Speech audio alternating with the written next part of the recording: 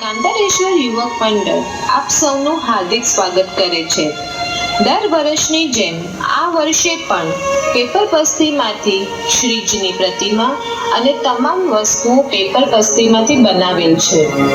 જો આપ સૌને આ શો ગમે તો આપ સૌ ડોનેશન બહારના કાઉન્ટર પર લખાવી શકો છો, જેની માટે તમને પાવતી પણ આપવામાં આવશે। ગુજરાતની ભૂમિને પાવન કરનાર ભક્ત બોડાણાને આજે આપણે વંદન કરીએ। ગુજરાતમાં ડાકોર ગામમાં પિતા વીરસિંહ અને માતા રતનબાઈના ઘેર વિજયસિંહ નામના પુત્રનો જન્મ થયો, જાતે બોડાણા રાજપૂત। યુવાન વયે વિજયસિંહના લગ્ન માં ગંગાબાઈ સાથે થયા।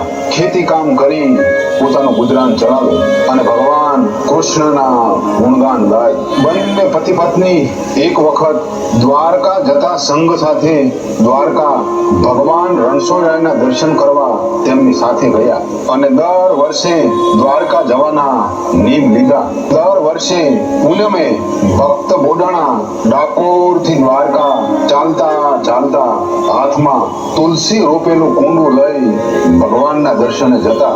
ભક્ત બોડાણા 72 વર્ષની ઉંમર સુધી સતત આ નિયમ પાળ્યા।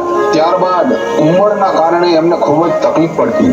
પોતાના ભક્તની આ તકલીફ ભગવાન દ્વારકાધીશ જોઈ ના શક્યા।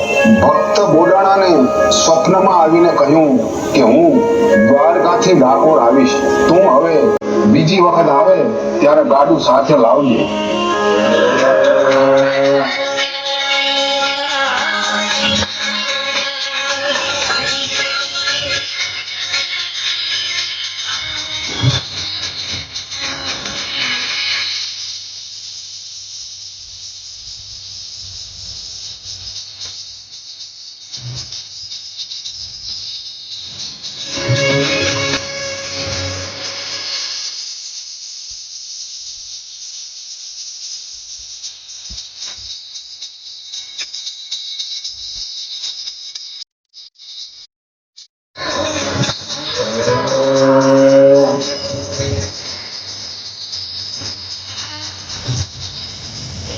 આ બાજુ દ્વારકાના મંદિરમાં ભગવાનને ન જોતા પૂજારીઓ સમજી ગયા કે ભક્ત બોડાણો જ ભગવાનને લઈ ગયા છે, તેથી તેઓ પાછળ ડાકોર પહોંચ્યા।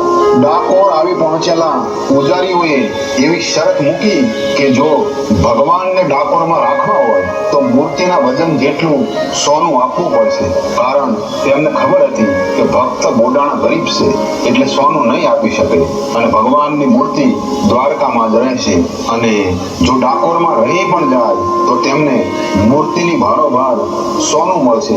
ભક્ત બોડાણા પાસે તો સોનાના નામે તેમના પત્ની ગંગાબાઈએ પહેરેલી નાકની ફક્ત એક વાળી હતી। ગોમતીને તીરે જ્યારે મૂર્તિને એક પલ્લામાં મૂકી તેની સામેના પલ્લામાં વાળી મૂકવામાં આવી। બધાના આશ્ચર્ય વચ્ચે વાળીનું વજન મૂર્તિના વજન કરતા